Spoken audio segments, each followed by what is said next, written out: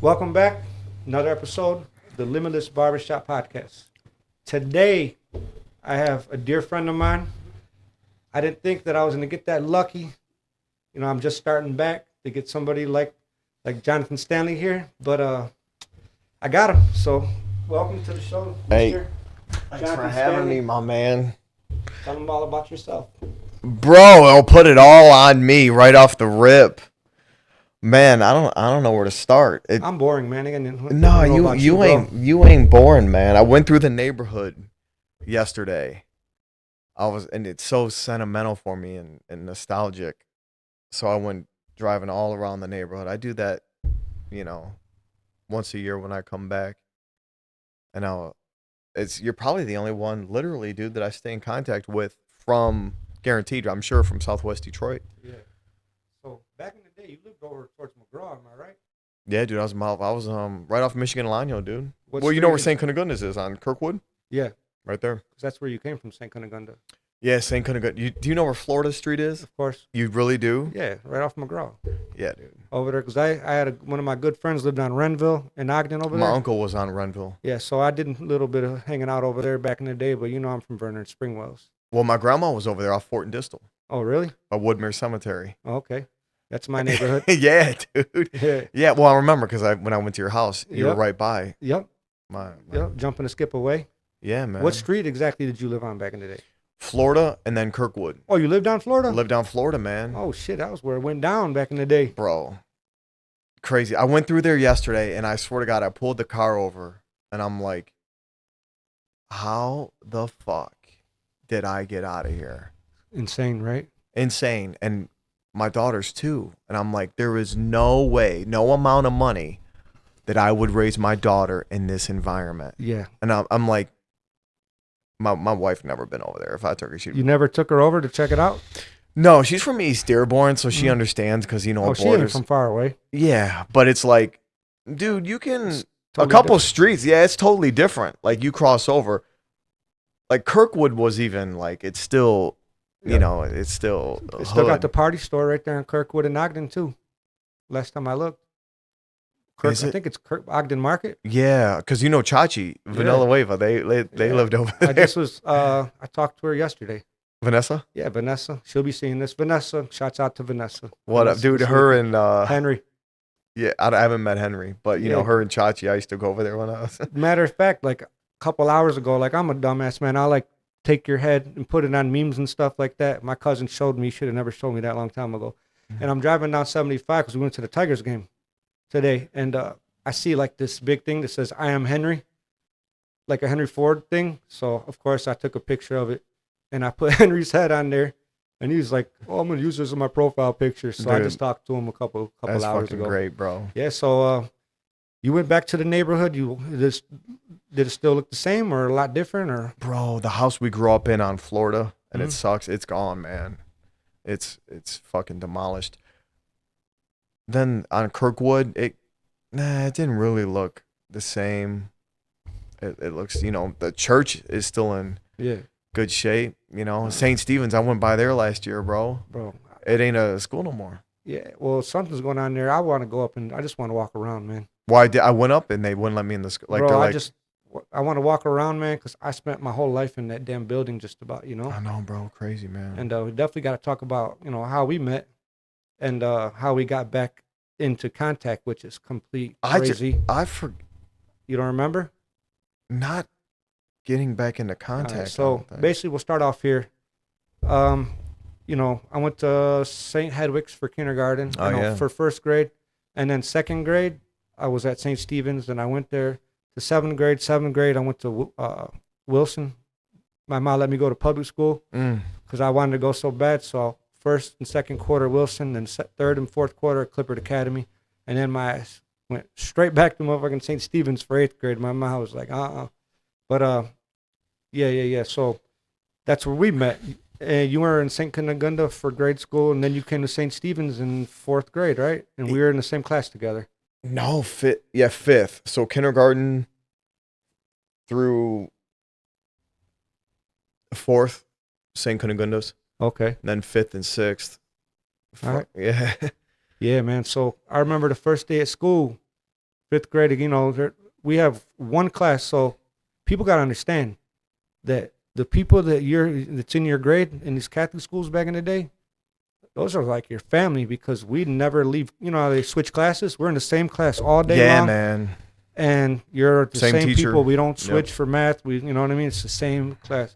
And, you know, me and you, we were fourth and fifth grade, fifth and sixth, you said, right? Fifth and sixth, yeah. Yep. And we were wild, man. Yeah, dude. We were badass kids. People think because you're Catholic school kids. Bro. It's the same fucking kids from the same neighborhood. Their parents might have a couple more dollars. That's it. Yeah, nothing changed, dude. We got so many fights at Catholic school. My brother was always fighting. Fucking. I remember seeing your brother fight. Bro. I remember one in particular. Yep. Yeah, dude, there was a few. He was in the lunch line. Mike Zuniga. Yep. Was that his name? Yep. Yeah, exactly, dude. Man. He that was a good one. I was right there with those guys at the time. But yeah, my dad turned him into a fucking savage, dude. Yeah. And then when we went up north, it got worse. Really? Yeah, bro. Supposed to go the other way, right? Yeah, but then we went up there and everyone was like, "Oh, these motherfuckers from Detroit think they're tough, dude." He ran through motherfuckers, bro. Really? Every day the halls. Country boys? I'm not joking. Yeah, dude. Cause I don't know if you remember my dad, man. I remember your dad. He I talked to him at the misled freaking thing. He remembered me. That's right. Yeah. Yep. He'd go up to the school, bro, in front of the nuns. He did it St. Cunegunda, and and my mom was the same way. And my dad would just be like, "Dude, you gotta go, bro." Mm-hmm. So he turned. I was more diplomatic. I mean, I got in my share of fights, but I didn't have the problems my brother did. But yeah, he just turned my brother into like a fucking savage, dude. Yeah. So yeah, he was fighting. He was always fighting that redhead kid, Anthony. In St. Stephen's? Yep. There was a redhead kid there, man. He was in, they were a grade above us, dude. I remember because he was in a grade above us. Yep. And I remember he got in a fight in the classroom, but I never remembered or knew who he got in a fight with. But I was right there in the lunch line when he got into a fight with Michael and shit. Because I grew up with Michael. He lived on the same block as me. We grew up together since little kids. He lived on Norman Street and Pearl. So, yeah, I ain't talked to him in years and years, but yeah. Yep, definitely remember that. Because I remember exactly how it went down, too. It was funny, but go another direction.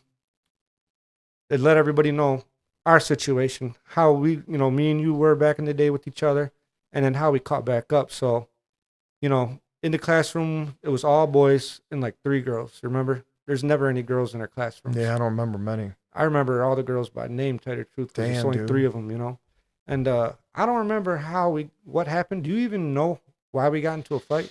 I think, dude, you know what? The first, I remember we fought, we fought twice. Yeah. One was in a bathroom stall. Yeah. After church. Oh shit, I remember that. We had the decency to not fight in church, so we went to the bathroom and got into a fight in a bathroom stall. I swear to God, everything, bro. I was trying to figure out how the second one went down, and it was because we were talking shit in church. The second one. What I remember about the second one, I don't know if you remember this, bro. He took a fucking ink pen right here. Boom. I had a big and I had ink on my nose. My brother was fucking with me because of it. If I got a bloody nose or I got hit, him and my dad would lay into me, dude. Because they'd be like, "Move your fucking head. Why are you getting hit? Yeah. You gotta make it right." But I remember you took a pen right here, dude. You just missed my fucking eye, bro. All right, since we had those desks knocked over, dude. You got to think. I mean, dude, that's 6th grade, bro. I mean, but that's up for 6th grade to do it. It is, but you know what? You know what's funny? It is, but you realize when you get older, like, dude, yeah, we were fucking ghetto kids. Yeah.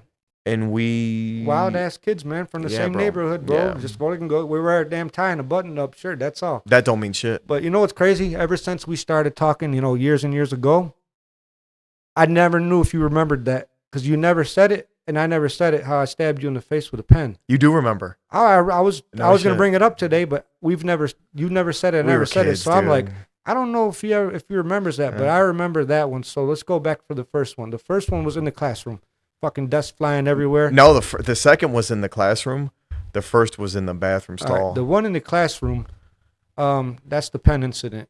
Yeah. But the one in the bathroom stall, I remember because we were talking shit to each other in the church. Yeah. And then we're like, and there was always those kids instigating it. Oh, that's all they ever It was did. always someone fucking instigating it. Yep. And I remember you gave me a little bit of a shiner, and I gave you a bloody nose. Yep. And I remember. That was so we were in the freaking, I don't even know who broke it up, man. That was wild, but that was my first time I got into a fight in school. No shit. Yeah, and I remember you know, we had white button-up shirts. Oh, yeah. So I come home and I got blood all over Yeah. me like I fucking Yeah. stabbed somebody to death, right? And I had a little bit of a shiner. I remember my stepdad was like, "It might be your first one, but it ain't gonna be your last." Yeah. He was right. I had Yep. a fucking million of them. They're easy to come by. But that was the one fight inside the stall. I remember we're going at it, and it was fucking like it was a while. It always feels like it. And none of these fights I'm gonna say I won or you won. They were both about even, I think. Yeah, dude, I can't really remember, but I always wondered. There's this kid scrapping. Ghetto kids fucking scrapping. I always wondered all these years because I never brought it up to you, and you never said nothing about the pen. Because I told someone about that there. That's like, what?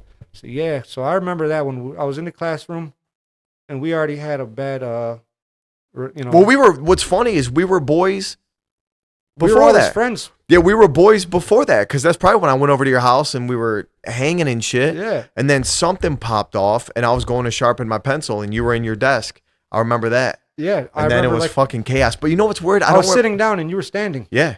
I don't remember school after that though.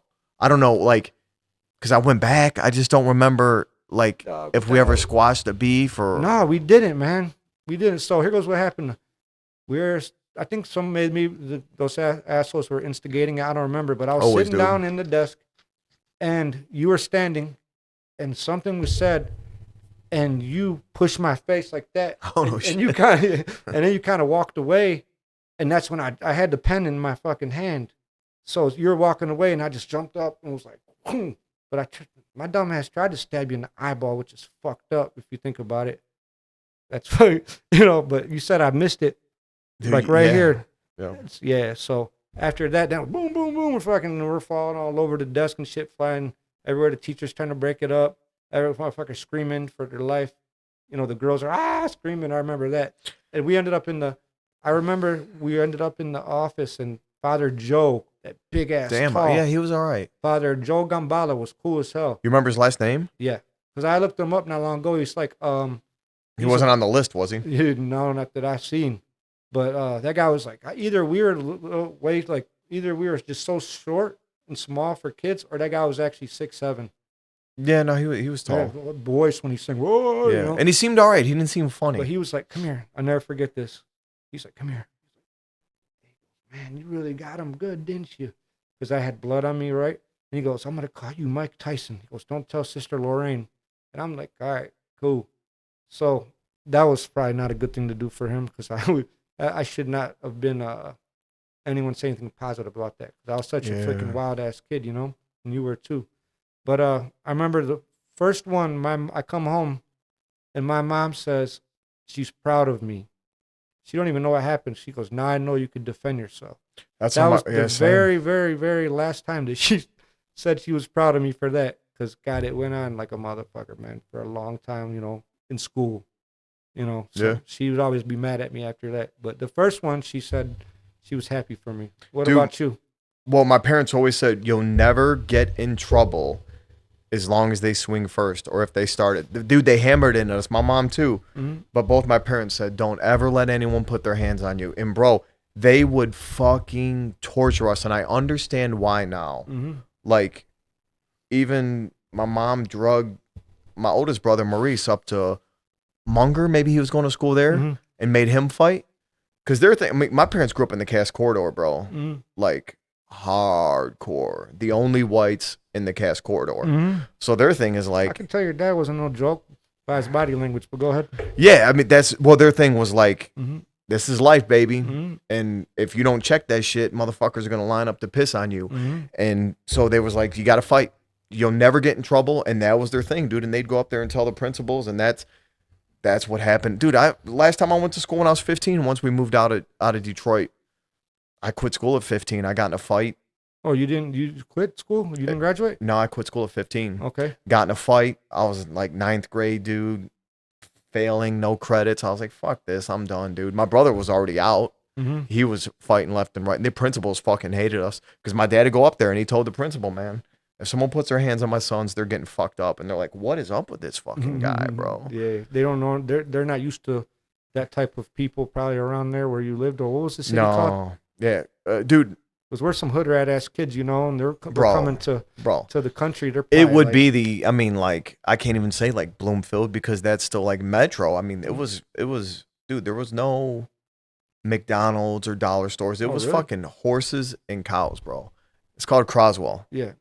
It was another 40 minutes outside of Port Huron. Okay. Like, you could leave your doors unlocked, the keys in your car. No one was gonna touch anything, bro. It's not something you guys were used to, Hell especially your no. pops. No, he liked it because they wanted to get us out of the ghetto. They knew what was going to happen, bro. Mm-hmm. And you know, that's my demeanor didn't change much. And it's funny, that's a good conversation. Like, is it nature or nurture? Because it was right before I was 12 we left Detroit. Mm-hmm. And went up there, and then I left when I was 19. And people will say like, "Oh, you know, you spent your formative years up there." And I'm like, "Dude, I think, and correct me, I'd love to hear your input. I think it's a wrap at 12. I'm not saying you can't change, but there's people that think it is at 7 or 8. No, I think you're about right. More towards with 12, 13. Well, so you're in Croswell, you said, right? Yeah. That was the city? Mhm. And how old were you when you guys moved there? I was just turning 12. Yeah, I think your mentality's already stuck. I think if you're going to make a change, in my opinion, depending on the kid, of course, and the circumstances, but I'd say, 6, 7, you're a little kid. When you're a little innocent child, that's when it would make a difference to put them in a different environment. But when you're already at 12, you're not a little kid no more. You're more of a teenager. And I think your mentality and your way of doing things is already set in place. That's my thought, because when you ask, like, what do I think would have happened? Mm-hmm. I don't think I would have been in a gang. No? I was like a slick thinking motherfucker. My brother, but he went up there and did the same shit he would have did in the hood. Yeah, because my mom moved. I was already 19 years old. My sister, she was a freshman in high school. She moved to Brownstown, so we moved off Norman Street. And she did it for my sister. You know what I mean? I was already fucking, I'm already done. You know what I mean? I'm 19 years old. And my sister, she went to Carlson. She's, however old a freshman would be, 13, 14, whatever. Yeah. The very first day she's in there, some girl looked at her the wrong way, and she fucking gets into a fight in the hallway her first day. So her mentality's already there too. Yeah. You know what I mean? Girls are different than guys, of course. It's a different situation, but sometimes, I mean, it depends. My mom would go with anyone. Mm-hmm. It was just the way she was brought up. Yeah. Right? Yep. So my sister, she's 13 or 14 years old. She's already a teenager. She's been in Southwest Detroit her whole life. And like I said, she gets in the fight the first day. She still had the mentality throughout the years. So you're right.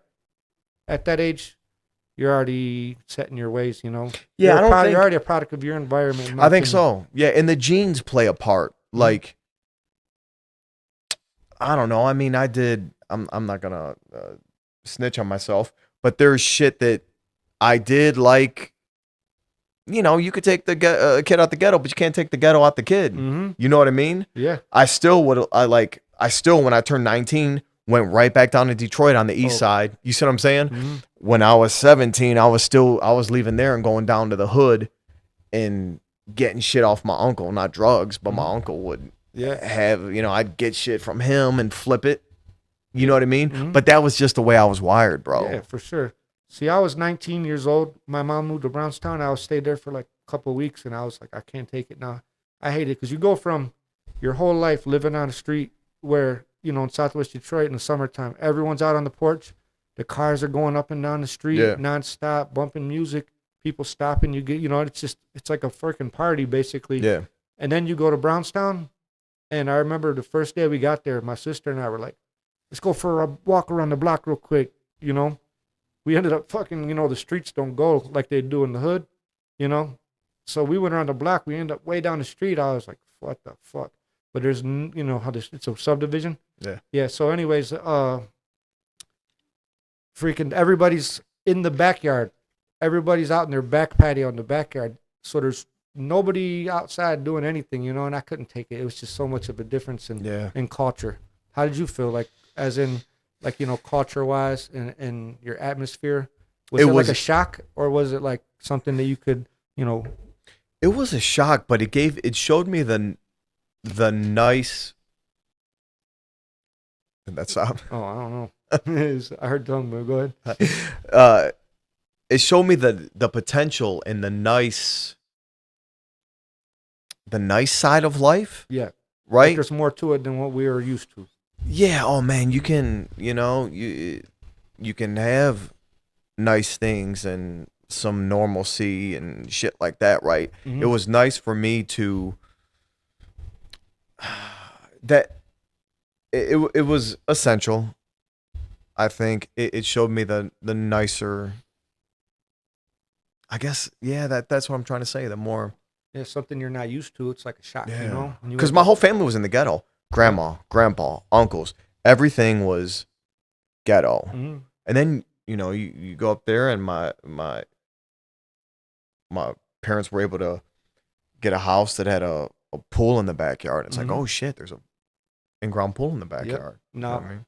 I'm gonna go into it sort of in the direction I want to go into later, but I'm not gonna quite go completely into it. But you know how like you'll see somebody out of state, right? And they're like, I'm from Detroit, but they're actually from freaking All the Livonia. time. Yeah. All All the right. time. The people understand that you're actually from the hood for real, or you're not just saying Detroit. You know, You're people not say that to me because I'll run into people like actors will come in the studio and like, they'll oh, you go, from Detroit? Oh, what's where Bloomfield? And like, nah, I'm fucking yeah, Florida, yeah, Florida and fucking McGraw. yeah. Go over there. See how Someone will it's say like. like, oh, Kalamazoo, or it's like, nah, dude, I grew up in a fucking ghetto. We found a dead hooker in a fucking car when I was 3 Yep, that all the already had time. fucking maggots on her. Now but dude, and I'm preaching to the choir here.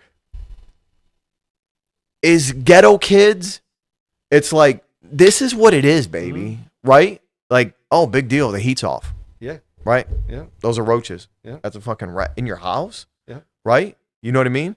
But and my parents busted their ass to put us through Catholic school, thank God, and gave us that. And they were, but I mean, we were in the hood in the '80s, and my mom worked at a bakery for $3 an hour. My dad was doing construction, so I want to be careful that I don't paint them out like, damn, bro, you know, Mm-hmm. because I worship my parents. I don't want to make it like they didn't do Yeah. their thing. But we were ghetto kids. But I realize now, like, oh damn, dude, because you ask me sometimes I can go off on a tangent. Like, yeah, people say like, oh, Kalamazoo and fucking Bloomfield and shit. It's like, no, dude, I'm fucking From really Detroit. like, yeah, it's Yep, ghetto as fuck, dude. yep. They don't understand. Like, not just from Detroit, man. We're, you know, our mentality and the way we do things, you know, matches where we're from. You know, and they see you by looking at you. You know, you got that look to you, like, okay, this guy, he ain't from the freaking rough part of Detroit. You know, he's fucking no, he's from that hooker you said you found.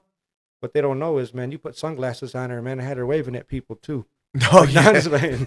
No, I'm just fucking around. But yeah, man, we're product of our environment. So I was gonna talk about this. So the name Jonathan Stanley is always in my head for the rest of my life. You have a special place in there because of our history, right? So do you know how we ended up catching back up? Do you remember? If I really thought about it, Facebook. No. So what happened was, one of my clients, which I haven't seen in a long time, Caleb Gutierrez from the Infatuations, the That's singer. what it was, dude. Yep. So this guy comes in the shop for his haircut. He's like, I just got back from Los Angeles, I believe, or LA. I said, oh, cool. He's like, yeah, I'm doing a song for a movie. You know, it's a movie that somebody's filming. He goes, and the producer or whatever, he's from Southwest Detroit. He said, you know a Jonathan Stanley? I go, I know a Jonathan Stanley from Southwest Detroit, but I promise you it's not the same guy. That's hilarious, Right? bro. He goes, I said, what do you look like? I said, no fucking way that guy's making movies or doing anything productive like that because we're wild ass kids, you know? And I would think that you'd think that about me if you haven't saw me in a long time, you know? Like, that guy's not doing nothing good, you know? So I went on Facebook and me and Caleb looked you up. I was like, well, God bless it. Look who it is. I said, that's him. So I messaged you that day. I said, you went to St. Stephen's, right? You're like, yeah. And you're like, what up, Jay? And we kicked it, man. We talked for fucking like 2 hours at that day. And then you were into self-development, and I was like, I think I was reading Grant That's Cardone's right. book and 10X Rule at the time. And you're sending me all that stuff. I just now discovered, like, not discovered, but got into self-development and stuff like that. Yep. And you were into it, and that's what, Yep. that was our thing that we talked about a lot. Damn, dude. Yeah, that's right. Caleb Gutierrez. Yep. That boy could sing. Yeah, dude. He's talented as fuck. Yep. I ain't talked to him in a while. Yeah. Nope. Yeah, they give us a song for Misled, man. Yeah. That was Misled? Yeah. Couldn't have been Misled because Misled took place like a year after we caught back up. 2012 is when I filmed that. That was Misled. So when you went there to LA to do the song for the movie, that was Misled because it was in the middle of recording. You guys came out with it when we were on the red carpet.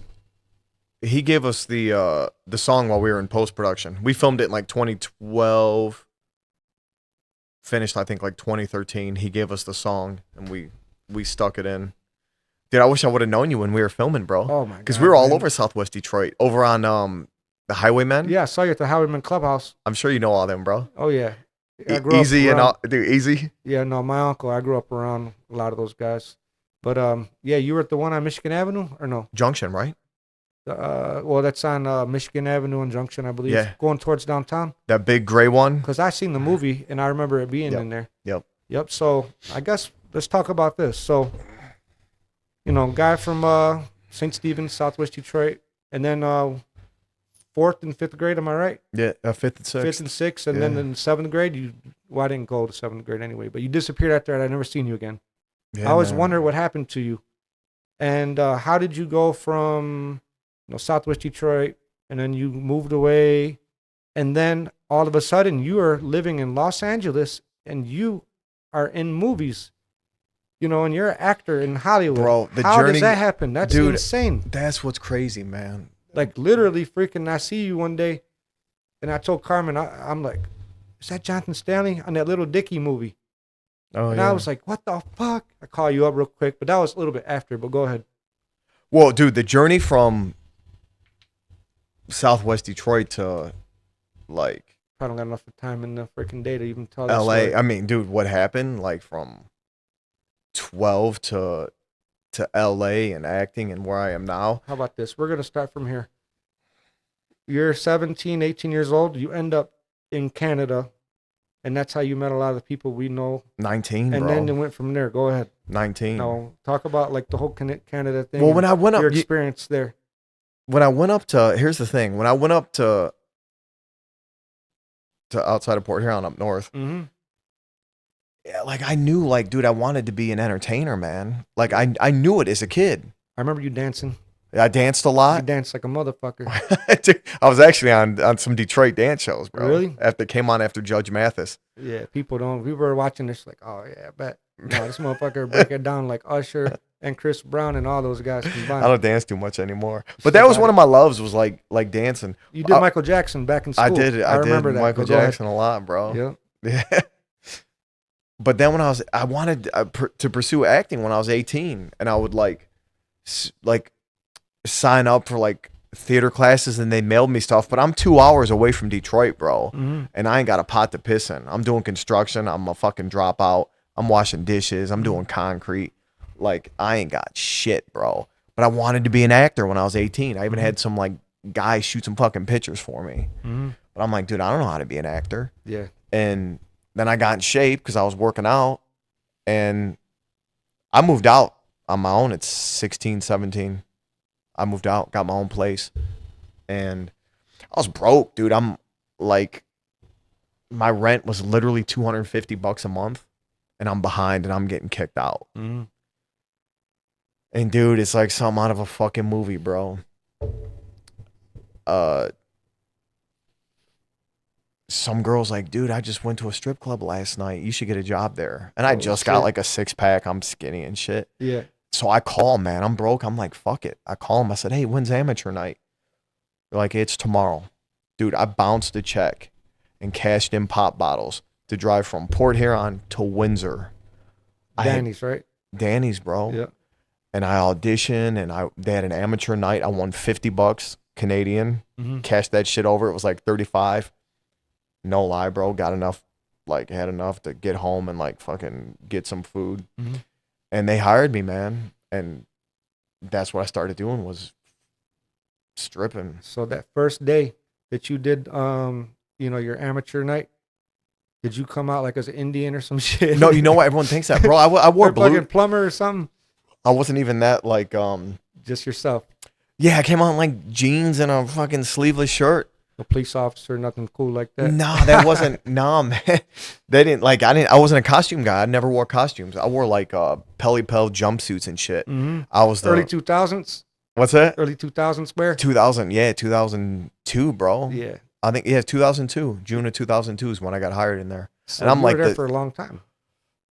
No, I was there for like 3 years. That's a pretty long time. I probably overstayed my welcome. It's not a fucking good environment. I don't have any regrets, and now I have a daughter, right? So I'm like, man, my daughter's definitely gonna find out about this someday. I have to be, have to figure out that story. But I don't regret it. You know what I mean? It was just it was a pit stop on the journey to LA, man. Because if you didn't do that, probably wouldn't end up in LA. No, probably not. It's a part of the process. Yeah, it is. It is part of the process, and it was a port in a storm. You know what I mean? Like, but it was a hustler in me, dude. And it goes back to the Detroit thing.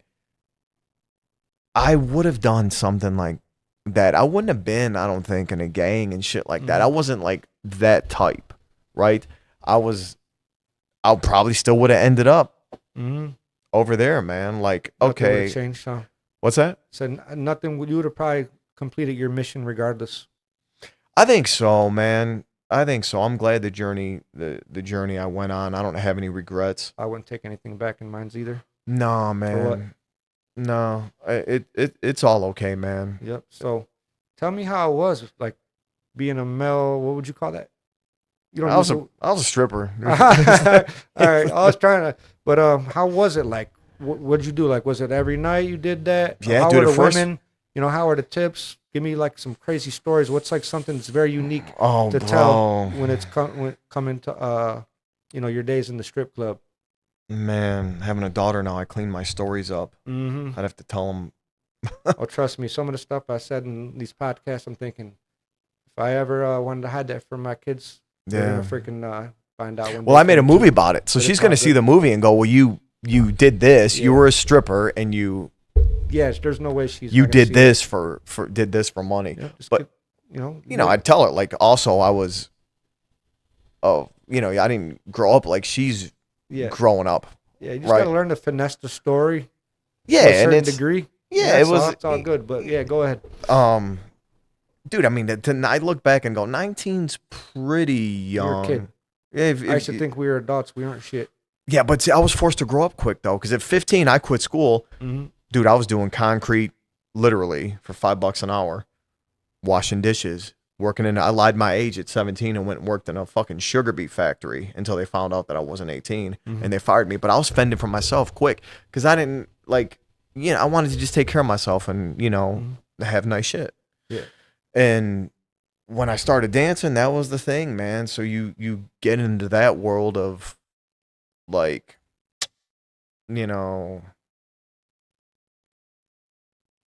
hustling is what it is. That's bro. All it was. I mean, it was hustling. Like, and our thing was like, look, there's 14, 15 dudes. We're in good shape. Use what you got to make the money. It's you're not always gonna look like that. So take advantage of why it happens. Right. Yeah. Matter of fact, you still look exactly the same. You're kind, bro. No, you do, man. Like you didn't. The abs ain't there. Yeah, they're still there somewhere. They're underneath there somewhere. But I heard that in the strip club, girls are fucking wild. Oh yeah, bro. They said the guys in like Subies or some shit.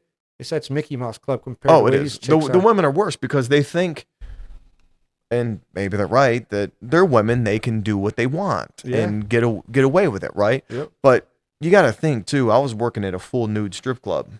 Oh shit! You guys went full nude there? We went full nude because it's Canada. You guys came in there with a little G-string or some shit. Nah, man. In Canada, you can drink and get fully naked. Yeah. That's the whole cheetahs, right? Yeah, I heard that. In the States, it's like you can have alcohol, but the bottoms stay on. In Canada, so the girls would go over there. They could get drunk and see full nude Penises. yeah, penises. Well, dude, and when I did the amateur night, they brought me back, and the guy that runs the club, he sits me down, and I'm skinny. I'm literally 159 pounds, bro, soaking wet.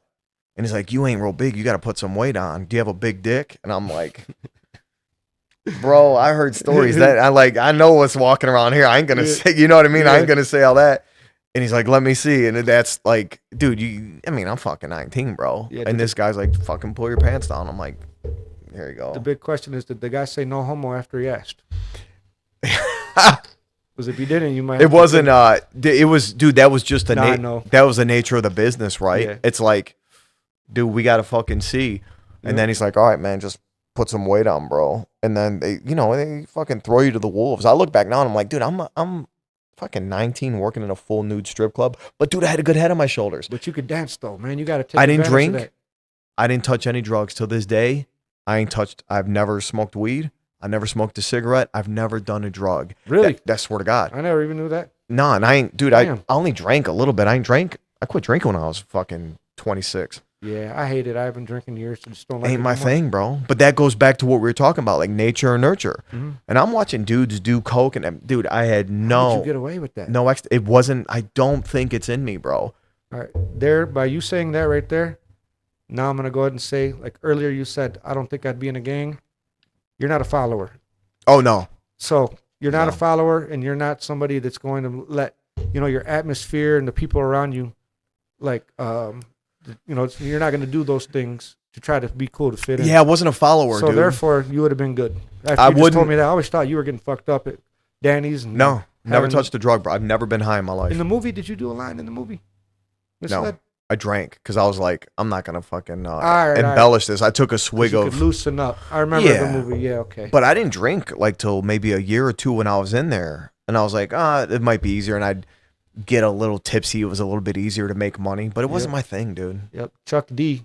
Right. Yeah, that's how much. I always knew he was a freaking famous stripper, basically, like fucking there for like 10 years or something. Yeah, he was He's told me a lot of stories as well. Shout out to Chuck D. Chuck D's the man, bro. Oh yeah, that's my guy. And bro, when he showed me that fucking video, man, it's on YouTube of you guys at the Tyrese thing or whatever. Oh yeah, dude. That was Dog, you guys broke it down, dog. That shit was That was a dope. while ago. That was dope, And Chuck D told me he did the choreography for that. Yeah, I think he did, man. I was like, man, Chuck D's a bad motherfucker, man. Yeah, See, Chuck D's a real one, bro. I always hear stories, and I have, in my head of what I think it's like. But when I seen that video, I was like, that's fucking lit. You guys were opening up for Tyrese, right? Yeah. So the rapper or R&B singer Tyrese, you guys went out there first, and they're like, Danny's Windsor, this is a guy from there, and you guys, boom, you guys broke it down. You guys had like was it Missy Elliott? Yeah. And that shit was dope. So if anybody here, wants to go on there, how do they find that? I don't even know where it's at, bro. It's that was a long time ago, man. Yeah. I It's on literally YouTube, like. How was that day? I love dancing, and once I got away from the dancing, dude, I kind of like quit and just went full tilt in acting, man. Yeah, that's where I want to go. I went full tilt in acting, and I'm a kind of firm believer in like keep the main thing the main thing. It doesn't mean you don't get good at other stuff. Like I'm good at other things, a lot of it out of necessity, but I don't scatter my forces. Like I don't want to start dabbling in dancing again, because then it's like that's time I could take away from my acting. 100%. So you're 19 years old. You're in Canada. You're coming back here every day, or you live in every Canada? day, bro. 6 days a week. I was driving Ambassador from Bridge. They knew you by first name on the Ambassador Bridge. Huh?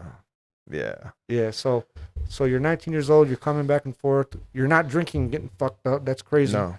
I don't know. I know for a fact I couldn't have did that back then. I would have been bad. It wouldn't have worked out for me because I would have been going crazy and drinking and doing God knows what after hours back then. But the fact that you went all that time in Canada around that type of atmosphere and you are sober, that's amazing in my opinion. So you're 19 years old, you're making good money, doing your thing. When was it? There was a day, I'm sure, where you were like, you know what? This is starting to, this is starting to get old. I need to go pursue my real dream. How did that take place? What were the steps that you went to get to where you needed to be there? It got old quick, but it's easy money, dude. It really is, right? Yep. And then it got to the point to where I was only working 2 or 3 nights a week. And like 22, 23, I'm like, man, fuck this. Yep. And I started just pursuing acting and doing like student films and shit like that. It's what I wanted to do, like I said, all along. But then you get, you get sucked into the fucking underbelly of the fucking stripper world, and you're like, oh, this is right. And you get customers and clients, and it's easy money and vacations. People coming asking for you. And yeah, you're their favorite stripper and all this shit. Yeah, man. It's a wild story, man. It was crazy. But it was kind of it was crazier than Misled. I made Misled like gritty, not grittier than it was. That's not true. But I don't want to make Misled like Magic Mike, right? Mm-hmm. But yeah, so 23, 24, I'm like, dude, I'm done, man. I gotta like focus on acting. So I started pursuing acting, and then did an indie film, when I was like in 2009. That was your first film? Yeah, I did. Yeah, start there. Yeah, I did an indie film playing a meth addict in 2009. Okay. And it won a bunch of awards, man. Oh, shit. Well, yeah, it was 2008 or 9. It won a bunch of awards. And filmed here in Detroit. And then went to some film festivals. And this guy at a festival was like, hey, you should write your own. And I'm like, I never fucking wrote a movie. You wrote that whole book, or Misled, right? Yeah, I wrote. Amazing story. I just went and started. Thanks, man. I started writing. I look now and I'm like, dude, I can make it way better knowing what I know now, of course. Mm-hmm. And got lucky, got the money to make it. And we made that. And then, moved. I was doing theater. I was doing community theater and going to Henry Ford College and studying theater and doing plays there. And I knew that's where I needed to be. It's like the stage was still, even when I was stripping, it's like I wasn't loving taking my clothes off. Mm-hmm. It's going to sound ridiculous. It was theater. It was performing. No, that is choreography and stuff like that. Yeah, and it's organized entertainment. Yeah, because that's what we were doing was like group shows. You know what I mean? And then we were going over on like the east side of Detroit, like Livernois and Finkel. Really? Over to Mozambique. Didn't have no business being over at Mozambique. But Cabaret? Watts. You know Watts? Well, it was a male strip club. Oh, no. But then they would do Danny's versus Watts. Oh, shit. Now, Livernois and Finkel. Like a battle? Yes. Oh, damn. And then it was like, okay, well, the Danny's boys are going to come over and they're known for getting naked.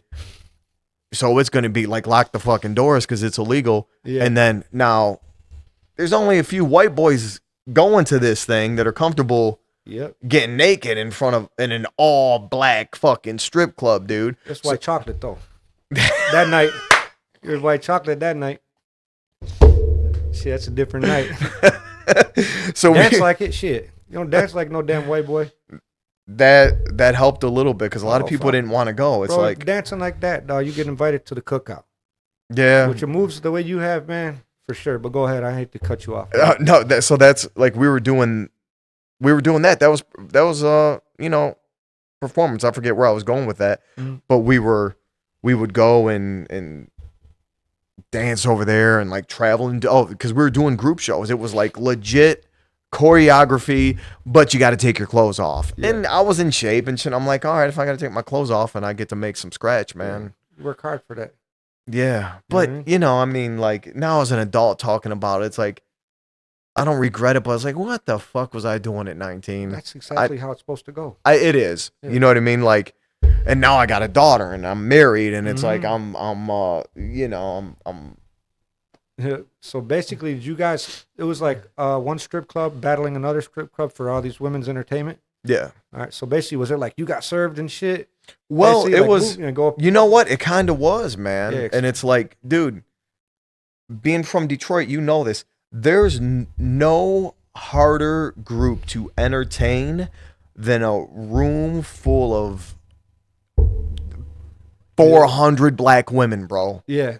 Why? Because they grew up with people that can sing and dance. Yeah. So what the fuck are you going to do? They're expecting way more out of you. Way more. Yep. I mean, it's like Oh yeah, my cousin was in the They Temptations. see you right away. They're like, what do you got to offer here? And then they see you break it down. They're like, oh shit. But dude, I was seeing like this one black dude that was from our club got up there and got booed. And I'm like, oh, that probably shit. made you feel yeah, nervous. like, oh yeah, dude, like, oh shit, there ain't no shame. Yeah. But dude, because there's no like at Danny's, it's like, oh, he's got blue eyes, not me, whoever. And they're like, the women will clap. And it's like, oh, fucking Sarah and her friends. And it's like, you come out in a sailor outfit and they're like, yeah, they throw money at you. Yeah. When you go to the hood, bro, it's like, what the fuck do you got? Because, dude, Detroit is known for talent.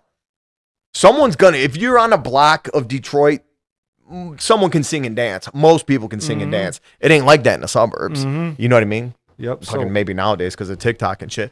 But like, so it's like the bar is really high, dude. So you go out there and it's like, okay, what can you do? And it's like, I could dance a little bit and I could do a backflip. So I'd bust out my backflip and do the thing. And then if you're willing to get full, we had to get fully naked. So it's like, all right. Another thing too. That's another thing right there. They're looking at you, yeah, bro. It's like you got a little bit more bigger shoes to fill when it comes to that. Too, like you got to get fully naked. Yeah, bro. I mean, ask Chuck about Rick the Ruler. Oh shit! I'm bringing Chuck on, man. tell Chuck. Is like ask Chuck about Rick the Ruler. Yeah, no, Chuck will be on, and he'll be here with us doing this soon, man. Because man. I know he's got some stories, man. 10, bro. 12 Chuck's got the best stories. Yep. So, man. That place was like an underground situation, or was it an organized situation? It was it's a Watts Mozambique. It was a strip club, but they didn't get fully naked. But when we went, it's like, okay, lock the doors because it's illegal to get fully naked in the States. Yeah. So they'd be like, lock the doors, bro, and they would pack it. Yeah. And then it's like, dude, this place was busier than it could on any night, and like it was killing it. So, and then they're like serving food and like it's a full thing, dude. You go over to this window and they got fucking chicken and fucking French fries and they're serving it up and shit and people are eating and you gotta entertain them, bro. It wasn't like that at Danny's. There was no food. Oh no. And the girls are coming over from Birmingham and they get their drinks and so when you go, like it was like, all right, who's going on this? Like something you never experienced. No, bro. Livernois and Finkel? Yeah. Yeah, it's a totally different monster over there. It's like do it and like the whole time I'm like, man, I gotta get the fuck out they make it. Yeah, you're probably like, shit, man, something could pop off any minute now, and I'm butt ass naked. I have to run out in the fucking street butt ass naked. Well, bro, and then the thing is too, like, no lie, they're following these motherfuckers home and robbing them at gunpoint and taking their money. Yep. Like they got one dude for like thousands. So it's like, oh shit, and I got my singles and like, so it's like you can't hide no pistol the way you were dressed. 22 or some shit. And like that's something to keep in mind. Like, where am I putting my money? It was just a whole thing. Yeah. But that wasn't, dude. And it's I never talk about this much anymore, bro. Yeah. But what's interesting to have about this conversation is like, you look at it, it's like, dude, if you can look, real talk, bro. You can get up completely fucking naked in a room full of women. Then it's like, well, how about 400 black women in Detroit? Totally different story. Entertain them. It's like, dude, if you can do that, you'll be. And then Hollywood, it's like, yeah, fuck that. I've heard, man, they were like on that Tyrese video when you guys were up there breaking it down. I heard the energy in the audience, and they were fucking wow. Dude, it's like the Apollo, bro. They don't. It was fucking crazy. I was like, man, I ain't gonna lie. I'm not gonna say that I wish I was there for that because that's kind of, you know what I mean. No, it's all right. But the energy in that fucking place that day, you guys set it off like a motherfucker for Tyrese because those girls were probably chilling. I'm here and I'm at a concert, blah blah blah, and then you guys went up there. It's like music makes you lose control, and then all of a sudden you guys broke it down. I was like, oh bro, shit. It was. And those girls were going crazy, bro. So when Homeboy came out, man, you guys already buttered. Oh, dude, yeah, we tore it up, man. That was when they're like, oh yeah, we're opening for Tyrese. I'm like, damn, we're opening for Tyrese. Yeah, holy shit, how the fuck does that even happen? Yeah. But there's no like in Detroit and in the what I love about like ghettos anywhere, but Detroit is, dude, motherfuckers will let you know if you got it or not. Yep. There's nothing else like it. There's no other place like it. Man. If they stand up and clap, it's like, all right, you probably did something. And if they boo, it's like, you better go back to the fucking drawing board. Yeah, if they like you, let's say on a scale from 1 to 10, and 10 being they like you the most, and you're like a 6, they're not even gonna let you know they No. even remotely think you're okay. You got to be fucking 10. Yeah. 9.5, 10 is gonna get a freaking, Yep. you know, an applause and all that kind of shit. But 8, you'll do an 8, and it'll make you fucking feel like you Yeah, did I a ain't 1. shit. Yeah. Yeah. I So ain't yeah, shit. you're right. Yeah. You're right. That's what. But it's like, dude. And I said this to someone. Hollywood's like strip clubs, but with a union, dude. There Mhm. ain't too much difference, man. And the union, and that's a crazy union Yeah. over there. So, all right. So you're 19 years old. You're there for 3 years. You said. You know, you're a Yeah, house. They know 3, you by 4. name up there, and then all of a sudden you're like, you know what? This is fun, man. You know, I'm glad that I did this because it made Yeah. me get ahead. But now it's time to go pursue my dreams. You know, my real goals to be an actor. So, like I've always like, you know, we discuss self development books and stuff that we Mhm. read, and they always say like, if you want to be a singer, if you want to be a rapper, go to Atlanta. If you want to be an actor, go to Los Angeles. Yeah. You're not gonna fucking stay in Wyandotte, Michigan, Yep. expecting something to happen. So you've realized that that's something you had to do, and you did it. I had a. How's that transaction going from one place to the other? I had a, Different atmospheres.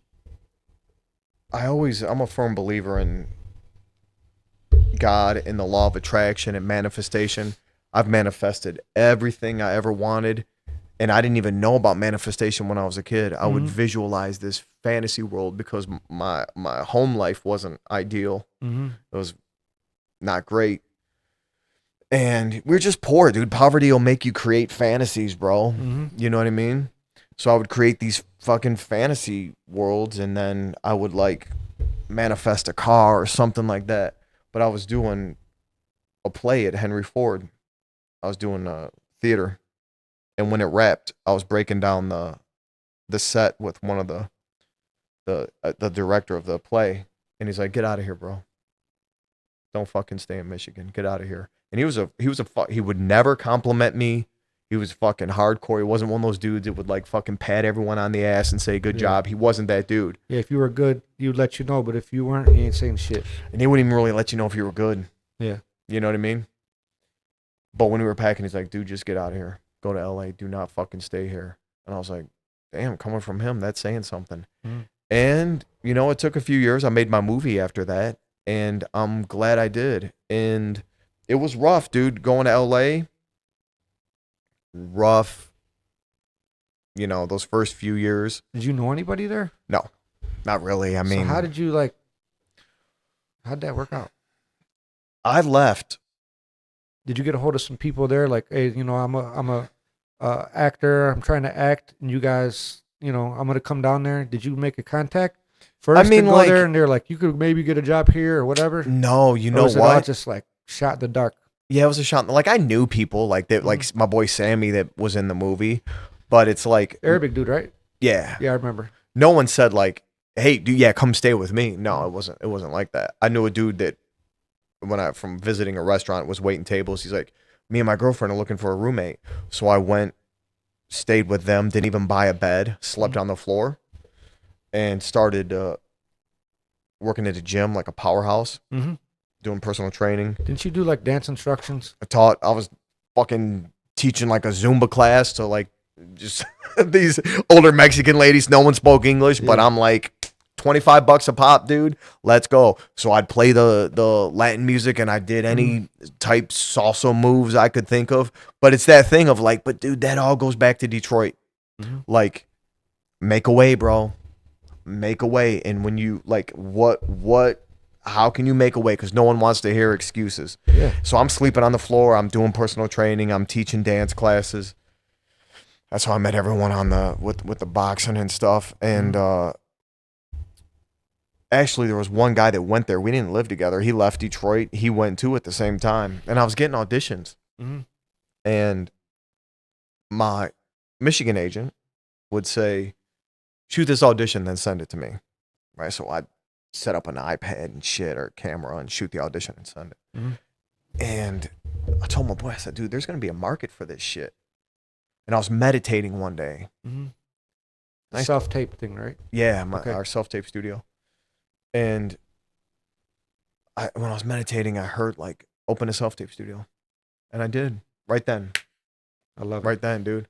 I went to Van Nuys, which is like Southwest Detroit. Yeah. Literally, if I took you, you'd be like, this is Southwest Detroit.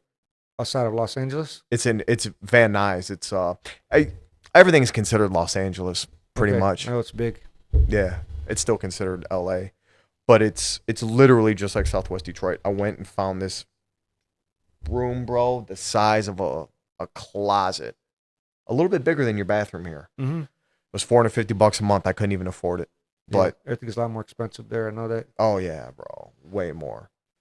And I was there for a year and didn't make any money, lost money. And Master P actually had the recording studio up top. Oh, really? Yeah. It always shit. smelled like weed. I got my clients coming in and what the fuck, you know. Yeah.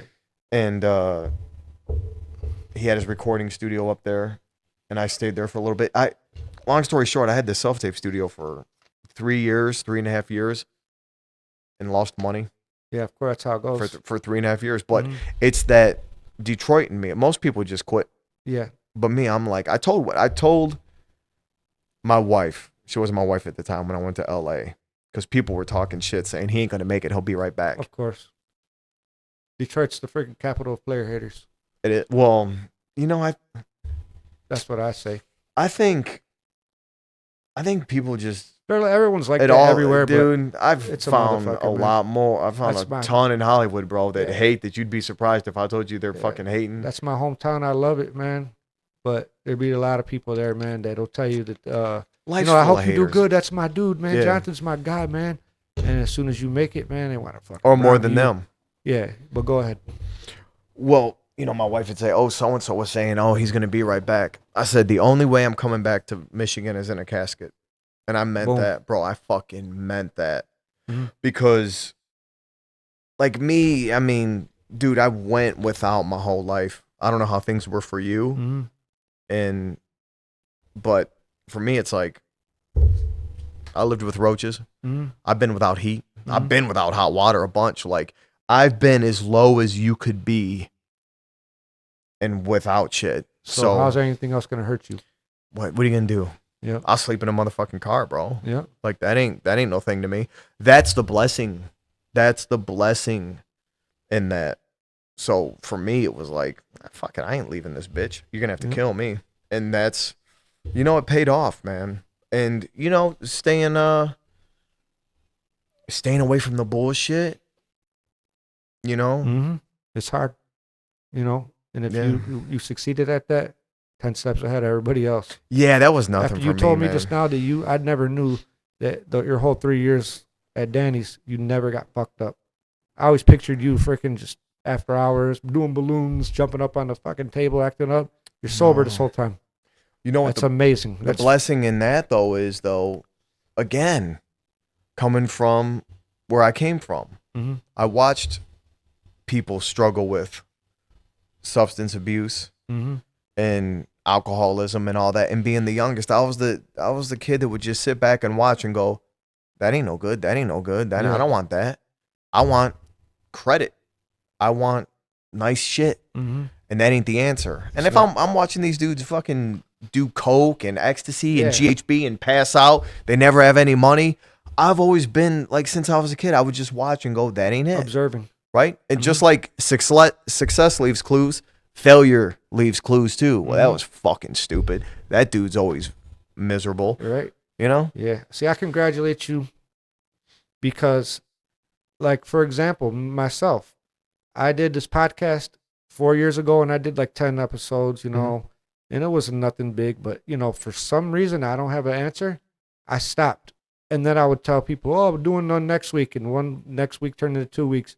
And then 4 years goes by, and there wasn't a day that went by that, like towards the fourth year, I'm like, I wonder where I'd be at right now. I really enjoy it. I really love doing this. I said, I wonder where it'd be at right now if I never stopped.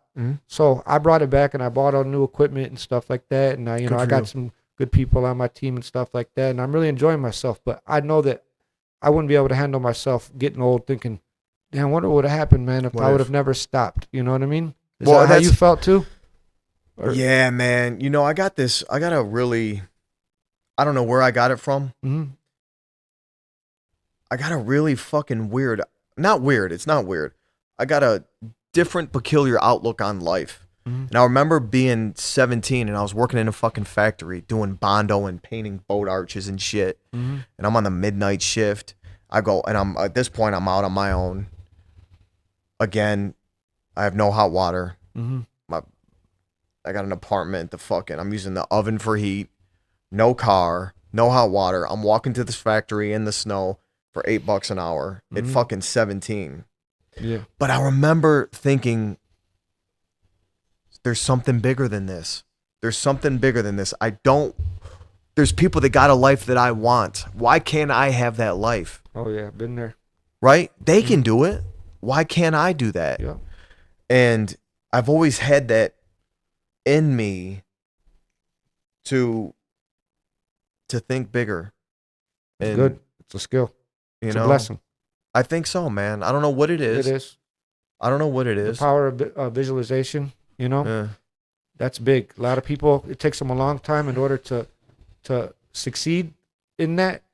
You know what I mean? It's not something that you could just think of and it's going to happen, You have to practice and meditate and practice that in order for it to work, I'm sure that's where you were at the time. Well, and my dad would always, I got to give credit to my parents. They put faith in us and they'd say pray, and my parents always made us feel and made me feel like I could do anything. They'd say, why not you? Mm-hmm. You can do. They never like shot down my fucking dreams, and they would say, pray on it, and talk to God, this and that. And I did, man, and that's really the main thing, man, is keeping my faith, man. Yeah, you're over here doing cement and shit and construction. You're looking around, you're like, I bet you none of these motherfuckers would beat me in the dance battle. Yeah, you know what I mean? Yeah. So you're like, you got to take your skill of entertaining people to the highest level, and that's what you did. So you get to Los Angeles. Okay, you're sleeping. You said on the floor or something like that. Yeah. You guys, all right. And what was your like? Did you get there? It seems to me like you went there with no plan. You had an idea of what you wanted to do, but you didn't have a plan. So you get there. Yeah, there is and no then you're plan like, for all that right, shit. I'm here in Los Angeles. Now, how do I make money? I gotta freaking survive. Is that how it went, or did you go straight? Dude, I was driving. No, man, the studio. I drove Uber.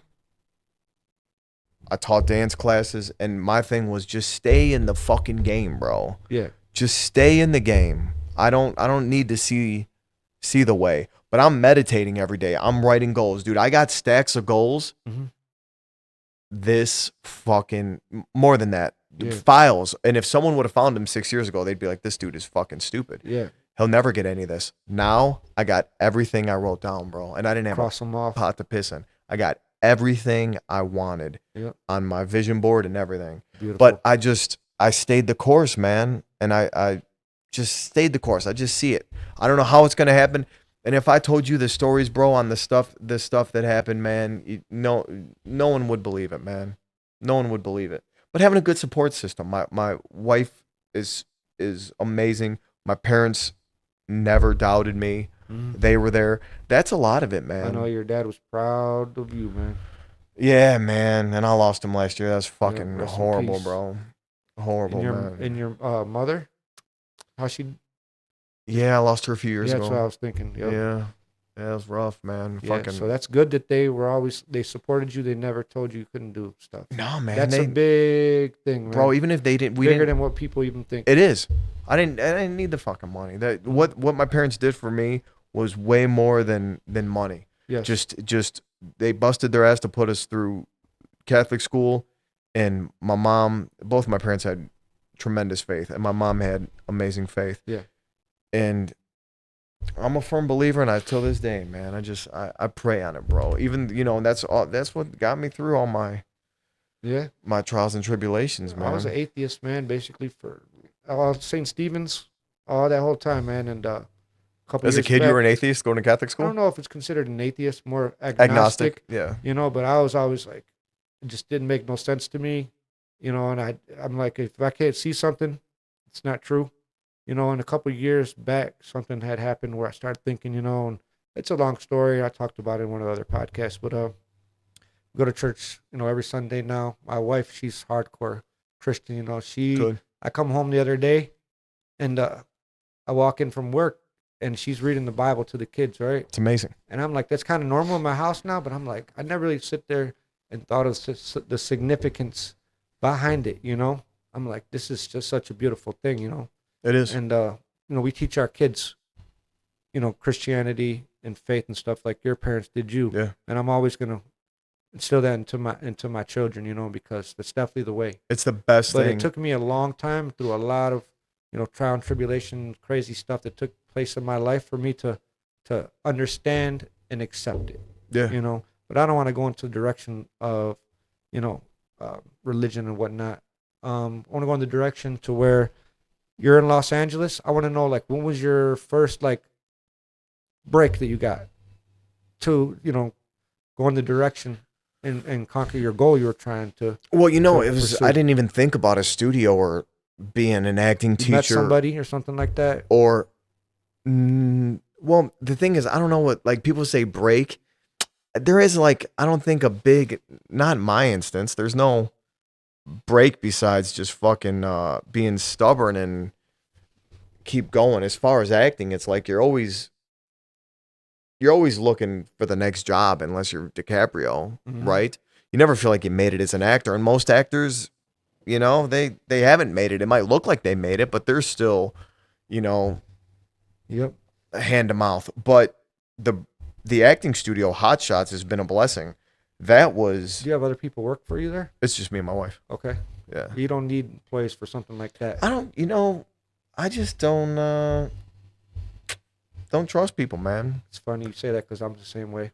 You can, I mean, dude, you can hopefully trust family. I trust my wife and my daughter, but I said hopefully. Yeah. I mean, no one cares as much as you, man. Yep. And you know, some people are greedy, Yep. Same Right? way I am. and you assume that people are always going to act in their own self-interest. Yeah, I like doing stuff like, just put it this way. Since I was a kid, I never friggin' played football or basketball on a team. I don't like team sports. Same. I love golf. I play golf. Like, I've been in the golf for like 3 years now. Like, that's my favorite times. People's like, it's more than boxing. I'm like, listen, man, I love boxing with everything in my soul. That's my main sport since I was a kid. But if someone told me I couldn't play golf again, if I watched boxing or did boxing, no more boxing. That's how much I love. But we're going a different direction. A lot of people do better on their own. You know what I mean? A lot of people. I worked by myself here at the barbershop for the first 10 years. And everyone's like, why don't you hire someone? Why don't you hire someone? My wife made me hire my first person, right? And I had a lot of people throughout the years, some good and some bad, whatever. But I just like doing things on my own. You know, you're probably the same way when it comes down to things. No one's going to care as much as you. And, you know, I mean, bro, I realize as I get older, again, I'm in the 1 percentile. Mm-hmm. Yeah, you are. I don't, dude, like, I don't go to clubs. I don't drink. In Hollywood, I don't, dude, I'm with my daughter when she wakes up in the morning. Mhm. I'm reading my daughter a book at night. I ain't out doing no stupid shit. Yeah. People in Hollywood want to go off and fucking, people everywhere, not just Hollywood, want to go and party. Nah, dude, I'm up in the morning, man. Who's gonna do that? Who's gonna run my business? I'm not gonna be late for my clients. I'm not gonna disrespect my clients. So it's like, dude, to ask that out of someone else, Yep. they don't give a It's fuck. true. So, I remember, you know, I know you had a lot of parts in movies and stuff like that. Out of all the parts that you had in movies, what is the number one in your opinion? You know, like the most memorable or most important, like, part in a movie or show or whatever. I know that you were with Riff Raff, man, on the freaking reality show, and that's how it kind of started. He was in the second season. Second season. Yeah. All right, so I know you started off there, but like, out of everything you ever did, what's it? Probably I Misled, couldn't- maybe. Yeah, dude, Misled That's your probably because it was so close and personal to me, and I wrote it, and it's about my life, so that would have to be it. I mean, I love all things acting, and the TV shows, but a lot of times it's like I'm a racist cop or like a white supremacist. Yeah. And it's shit that I'm not in real life, which is acting, which is fine, Yeah. right? Yeah. And it's fun. It's I love being on set, Mm-hmm. but yeah, bro, you know, I think Misled. I've had a lot of great That's a experiences. great movie. And I'm not Thanks, telling man. you that because you're here and we're doing a podcast together. I watched that movie probably 3 or 4 times before. Thanks, man. And I have the DVD here, you know, because that's how long ago it was. Yeah. And I let a bunch of people borrow, and everybody loved that movie. So Thanks, man. if anybody, how can you find that? Is that on I have it on Vimeo, bro. I YouTube? didn't get it on. No, it's not on YouTube. I have it on Vimeo. If you go to Vimeo and type in Misled, and I think I have it Can on. we get it on YouTube? Because I might now be that able I to put it say on this, there. I want people to watch this movie. Thanks, man. Because the movie is an amazing movie. And plus, the beautiful thing about it is in the background, you can notice shit. Like, oh, damn, he's over there by Junction or whatever, you know? And that's the shit. But that's a great movie. Yeah, man. we filmed it all in Detroit, man. We wanted to keep it. Okay. We wanted to keep it That's Detroit. that's an amazing. I'm probably going to end up watching it again tonight, to tell you the truth, since we're talking about it. I was in my old pictures earlier, and that was amazing, man. I'm on the red carpet. Oh, And yeah, I that thought was great, about dude. it. This is a guy that we were like arch enemies back in the day in school. Yeah. You know, you had to put your fucking chair, your desk facing the wall, and then I'm over here with my desk facing the wall. We're not allowed to go around each other because we're the baddest ass kids in the class. Blood each other's nose, stab in the face, all kinds of crazy shit. And now I am actually with my wife on the red carpet taking pictures to your movie. Isn't that premiere. crazy, man? That is fucking a little bit more than crazy. That's insane. You know, that was amazing. And I got the pictures in my phone. I was looking at it. And how long ago was that now? That was 2014, I think, or 15. 2014. It was or 2014. 15. All right. Yeah. That was It's the crazy shit. how things, but I was gonna say luck, but it wouldn't be fair to say luck that we came away, if you will, unscathed from. Dude, what are the odds of leaving the ghettos? Okay, Mm-hmm. like Not much. Not okay, very good. bro, and like not in the system or jail or prison, Mhm. and we're both married and have kids. Yep. Dude, fucking talk about 1 percentile, bro. Not just, I know you said leaving the ghetto. It's not just physically leaving the ghetto, the ghetto mentality leaving you. Mhm. What's the percentage of that, you know? Mm-hmm. And I think that's really, really low, to tell you the truth. So I never Yeah, thought how many that- people? If we could look back and if we grabbed our school picture, it's like, where's everyone at, man? right? For sure. Where's everyone at? For sure. And we were probably like definitely up there for like least likely to succeed, Oh, if well. not most likely to end up. We were probably, if you could ask one of the teachers from that school, pick like our class, like which Yeah. one of these guys, man, you think are probably gonna be dead or in jail? They'd be like, oh, Jason Hernandez and Jonathan Stanley, they don't got a fucking chance. Bro, and it got worse when we moved. Yep. I went up 7th grade, failed. My math teacher's like, dude, I was on honor roll for most of Catholic school. Yeah. When we went up there and I went to public school, I didn't fit in. No one liked us. I felt so out of fucking place, dude. The math teacher's like, this. He told my mom, this kid needs special ed. That's how it was for me, kind of. So I got in a lot of fights after that, you know.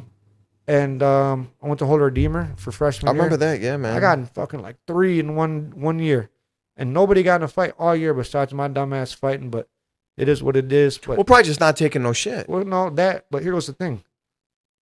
Remember our boy Eddie? There was a guy. I was going through the hallway, and this dude had Eddie snatched up. Eddie Kopacki. Oh, he went there. Oh, Yeah, he went there with me. Had him did. like fucking with him and shit Yeah. in the hallway. And I was like, hey man, I said, what, leave him alone. He said, who the fuck? He said, who are you? I was like, bro, leave him alone, man. He was fucking with him. You know, Stevie would have seen that. He was crazy, but Eddie was more, you know what I mean? And he come up on me and he was like, do something. He turned around and boom, right there, got into a fight and shit. It was crazy.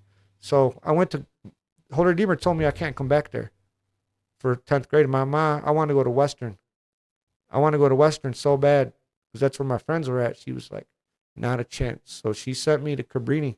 I was in there for like the first quarter, and I did some crazy shit in there, man. And you know what I mean? I ran up in the classroom that wasn't mine, you know, got in a fight and shit. And the teacher ended up catching a stray. They told me, Archdiocese is done with me. They're not, said, you can't come back here no more. So I got my wish. I go to Western High School for 10th grade, 11th and 12th, and I never got in a fucking fight again. You graduated? Yep. Damn, bro. 2000. Holy shit. But just because of my mom, bro. If it wasn't for my Damn. mom, I would have fucking not graduated at all. But yeah. So that's kind of ass backwards if you think about it, right? You go to public school, you never get in a fight again. But Catholic school, you're in there fucking going wild all the time. Yeah, dude. But I thought I was the shit though when I went to Cabrini, because that was before Holy Redeemer closed down. And I walk up in there and I feel like I run shit. You know, I'm fucking from Southwest. This, Where's that, the Cabrini other. at? It's in Allen Park. It was like all preppy kids. Mm. So that was another thing. I was a fucking knucklehead too, you know. So it is what it is. But back to where we were talking about moving to Los Angeles, right? I seen that you were in the Little Dicky series, and another thing that fucked me up is I'm watching Netflix. I'm watching that fucking Jeffrey Dahmer, and I'm like, watch it. Me and Carmen, I was like, you see what I see? Like, yeah. I said, what the fuck? I was like, Jonathan never told me he was in the Jeffrey Dahmer fucking film. How did that go? Like, That where did that? Dude, you know what's crazy is I almost turned that role down because I was always played a fucking crooked cop quite a few times, and I was like, it's a day's worth of work playing a fucking cop. I played a cop. I didn't think Dahmer was gonna be big, bro. I didn't know anything about that. I didn't think it was gonna be. I was like, man, Everybody's seen that. yeah, dude. Everyone's seen that. I'm glad I did it. It's good. The residuals are good, like those. But that was fun, man. I never had a bad experience on any set. Some sets are cooler than others. Yeah. Some actors are cooler than others. But I never had I don't think, a bad experience on a set to where I'm like, man, fuck them. No, nothing. That's good. People are pretty cool, man. Was it after COVID or before? I feel like COVID never ended. Because I don't even want to know how it was for you in Los Angeles when it comes to that. That was maybe like during we had to do a lot of testing. But dude, you know what? I'm the guy that sees like the positive in everything. They were giving us $250 every time we had to test. Really? Like when I did a show, it's like, oh, you got to test 3 times this week, and they give you $250 a pop. Damn. You want to give me $250 to stick cotton up my nose? Oh shit! Look at one of my clients.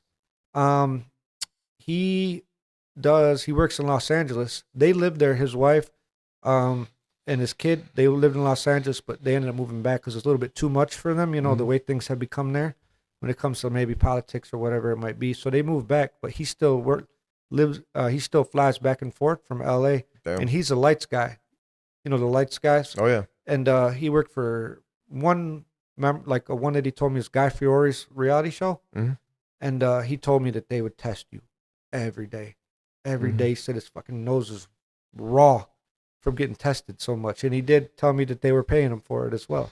Bro, there was a lot of, I think it's maybe my demeanor. If something happens, dude, I look at the bright side, bro. Like COVID, there's TV shows I did. I made way more money because of COVID. Really? Yeah, man. It's a blessing and a curse. Yeah, but you know what? I'm always thinking the universe is conspiring on my behalf, man. You know what I mean? It's a better way to live. Yep. It's a better way to live, man. Opposed to, man, fuck this. It's always something. Oh, go figure. I don't roll like that, man. Yep. See, during COVID, people freaked out and become poor, and then the other people became richer. There was no in between, you know. Yeah. So that's the way it goes. That's life. Though. I mean, that's life. The way things go. You know, the sad thing, of course, is people that got sick or died, and that's fucking horrible. But I kind of had my daughter during COVID. Yeah, there's a lot of good things that happen. Right. I ain't got time to, I think we're both resilient. Focus on the bad shit all you want. That's not going to do anything. It's got to be resilient. It ain't going anywhere. No, man, it's there. You just got to shift your focus, man. Yeah. So during that time, right, were you getting a lot of phone calls from people about different movies, or like was it like basically like opportunity was greater than ever was before because a lot of people are in the house and no, it was people are watching TV or what? No, it was slow during COVID. They weren't making a lot of content, and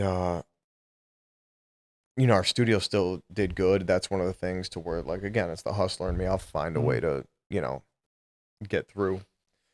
But no, COVID was slow. But that's when I went and lived in the boxing gym. My boy opened the boxing gym during COVID. That's the shit, man. I love watching some of those videos that you have on YouTube with Buddy McGirt Oh, thanks, in the man. background. And he said something. He was like, Jonathan Stanley, the one dude called you white fucking, what do you call you? He said lightning or something. That's white lightning. White lightning. Isn't that's your fucking character, man? White lightning, isn't it? Oh yeah, because when I was With on the one of those go-to? when I was on one of the dance shows I back, never put that together till just now. when I was on one of those dance shows back in the day, one of the dudes said white lightning. I was the only white dude on a Yeah. fucking all black dance show. Yeah, the ray of and, sunshine. and someone said white lightning. I was like, fuck it, I'll take that. Yeah. Dude, you know what's crazy though on the boxing tip? Get this. My buddy that owned the boxing gym flew out Tommy Hearns and had him teach a master class with Buddy McGirt. Mm-hmm. I still got the footage. He had me direct it. Really? Yep. So I'll send it to you, bro. So he's like, hey, man, I want to hire you and your film crew to direct a master class with Tommy Hearns and Buddy McGirt. So he flew out Tommy Hearns. He had, he had Zab Judah working for him. He had everyone, Really? bro. Yeah, I'll send you the footage, yeah, man. you gotta let me check that out. So I remember you telling me that Fernando Vargas was there. What other boxers, man? Did you ever see Oscar De La Hoya? No, He's from Los Angeles. no, who he had, dude, so many of them cats. I interviewed Canelo at the Canelo fight. Did you? Yeah. And Caleb. The last one? The Canelo Caleb Plant fight. Oh shit. Because he had me and my camera guy go to that fight when he had the gym. Yeah. And he sponsored it. He's like, dude, I want you to go to Vegas. And yeah, so I met so many people. Tyson? Oh yeah? He lives in Los Angeles, am I right? No, I think he's in Vegas or something. I'm not Vegas? sure. Yeah, where I he think lives. so. Vegas, yep. That's something me and my dad shared, man. Because my dad boxed growing up in Detroit. At Kronk? No, it was called King Solomon. There was, I think, a Motor City in King Solomon. Marvin Gaye trained there too. Oh really? My dad trained with this guy Marty Marshall. He was a pro. He broke Sonny Liston's jaw. Oh really? Yeah. So my So he dad. was a heavyweight. Yeah, he was a heavyweight. Oh, And my shit. dad trained with him, and that was always something my dad. My dad had us boxing and fighting when we were fucking Same 2 thing. years old. Yep. So I had the boxing with my dad, man. That's why I love boxing so much. When you said that earlier, I was like, oh shit, maybe that's why we freaking were so much alike we fight. I used to think it was cute, man, to have like, I show up somewhere, you know what I mean? And these motherfuckers, I look at him like he's my enemy because I knew eventually they're going to try to get me to fucking fight this kid just for their own, for their entertainment. You know, my family, the adults of my family, you said they did the same thing with you. Like I tried always having you fight people and shit. Yeah, like dude, that. it was literally from the time, I'm not So exaggerating. I was like, I thought it was just me. Yeah, from the time I understand it though, going back to what my parents were getting us ready for life, Mm-hmm. and they didn't know we were gonna leave the ghetto. Mm-hmm. So it's like, dude, if you're in the ghetto, you can't fucking run from problems, bro. Nope. You gotta might have to take the ass whipping. Yeah. But that's just the way life works, and I'm so glad my parents. It's like I don't go look, and we're grown now. It's not like you go. Fights are best to be avoided. Yeah. You don't want to go around getting in street fights. But growing up, it's like in school, you avoid a fucking fight. Yeah. Everyone's lining up to piss Just on like you. prison and shit. Detroit public school system. It Basically, is. like if somebody sees you, somebody does something to you. Yep. And you don't react violently. Yep. Guess what? The next one's Yep. gonna be more like this. Yep. And after that, that's your ass. Yep. Yep. But Thank God we had parents like that. People would Yeah. say it's dysfunctional. But what you said earlier, they said that your parents instilled a certain mindset in you and stuff like that. Thank God that you didn't, like a lot of people nowadays, they want to instill that mindset in you and they want you to focus on it all day, every day, to be a victim mentality, and that's not anything good for anybody. They want you to be like always constantly acknowledging the fact that things are not good for you, acknowledging the fact that your atmosphere and the people around you are not good, and that's all it's going to do is keep you where you're at. They told you could do whatever you want. Yeah. And that's why you did what you did. You know what I Yeah. mean? Do you think if they didn't instill that type of, mindset into you, do you think that you would have formed it on your own? No. No? No, that's the thing. I don't know that the nature nurture, they'll say it's 50% like epigenetics, right? Mhm. You're hardwired a certain way, and if certain switches get flipped in your genes, then Mhm. like I have alcoholics in my family. It's like maybe those switches shouldn't be flipped, Mhm. right? So you don't know, like, is it nature, nurture, and Mhm. environment? But dude, my parents programmed every night, say your prayers, say your prayers, say your prayers. And there were Mhm. so many things that I seen. I love this story. I got to tell this story. Here's my mom's faith. I couldn't make this up, bro. If you didn't know me, you might think I'm lying. Mhm. When we lived on Florida, it was a shitty ass house, bro. Roaches, fucking all that shit. But we were losing it. We were in the ghetto. We were losing this house Mhm. and back taxes or some shit. Mhm. And my mom goes to the church. She goes to St. Cunegunda and she lights a candle and she says a prayer for a house. She leaves the church right across the street, literally. The lady is putting a for sale sign in the lawn and says to my mom, "You want to buy a house?" My mom says, "I ain't got no money. I'm broke." She goes, "Come inside." My mom went inside. She says, "I'm moving to Kentucky and I got to fucking get rid of this house. You can make me payments." Really, Swear to God, bro. And we damn. moved into that house. God is good. God is good all the time, man. Yeah. And that's only one, dude. That's one. That's happened through my life so much. Yeah. People go, "Oh, that's coincidence." That's a hell of a coincidence, bro. Oh no. But that's been my life, and since I was a kid, man. And I go to God for everything, man. Yeah, And me too. you know, look, and it might not be sexy in Hollywood, or it's like, bro. To me, it's the best thing, and it keeps it. You know, it keeps my relationship with my wife and my daughter. It makes everything better. Yep. And it makes my business better. It makes my career better because before I do anything, I pray on it. And I Yep. say, God, don't bring me a role if it ain't good for me, bro. Yeah. Yeah. Like If somebody it, asked, but sorry. I say to God, man, don't bring me a role that's going to cause turmoil in my marriage. Beautiful. Yeah. Somebody asked me not long ago, like, "What's a good book, man?" Or, like, "How did you get to where you are?" And I was like, "Listen, this is." I told the guy, I was like, "This is the greatest thing you're probably ever gonna hear, and take it if you want." The Bible is a freaking handbook and instructions on the things to do in order to get to a good place to where you want to be.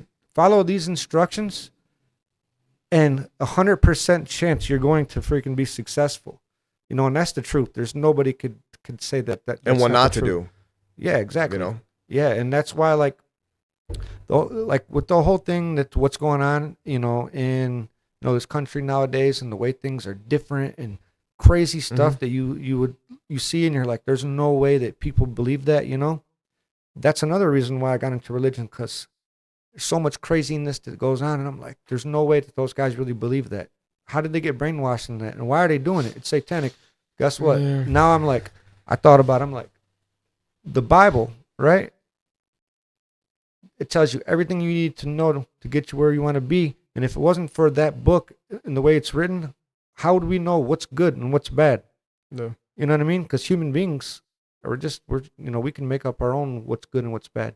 In that book, it tells you this is good and that's bad, that's bad, that's good. Yeah. And that's another Even reason if why you I got look, into it. and not from I don't believe in it from necessarily a literal interpretation, Mhm. right? I think it's full of allegory, Yep. symbols, and parables and metaphors, which is great. Yep. But it's a I'm not a Bible genius by any means, but I try to find things to live by and pray and stay in alignment. I'll tell you what, when I get away from God, it's bad. Yeah. You know what I mean? I'm miserable. Mhm. I suffer. But when I pray, and when I pray with my wife, everything goes smoother. Everything goes smoother. And my dad always said something, because if I was battling with my faith, Mhm.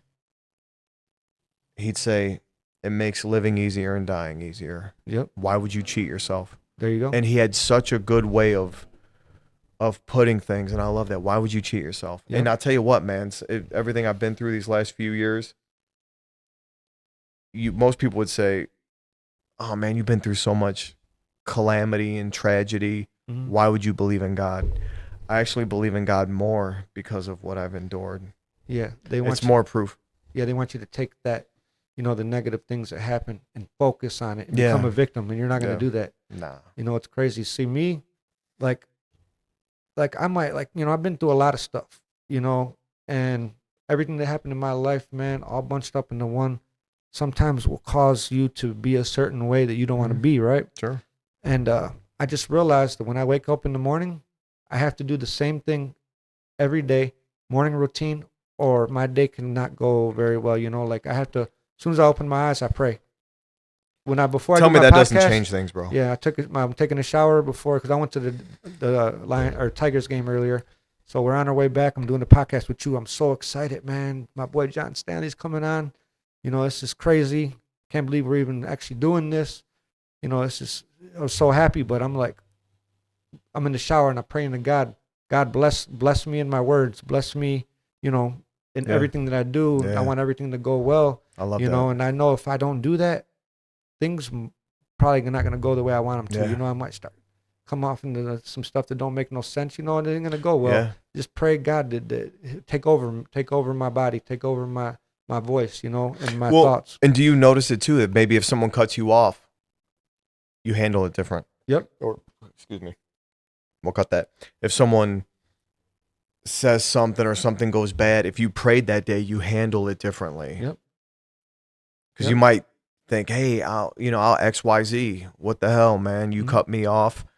But when I pray, everything goes smoother, man. Yeah, for sure. There's nothing like when you go to bed at night and you close your eyes and you think to yourself, today was a good day. Everything that I wanted to do. And the people you love are in your house. That's most importantly. Your wife's next to you and your kids are there. Oh, my God. Everything else is a bonus, man. And it sounds like, oh, man, that's some square shit. No, bro. When you've been through the ringer and life has dealt you some blows and life has dealt us both some blows, I go, God, thank you for my beautiful, healthy wife. Thank you for my beautiful, healthy daughter.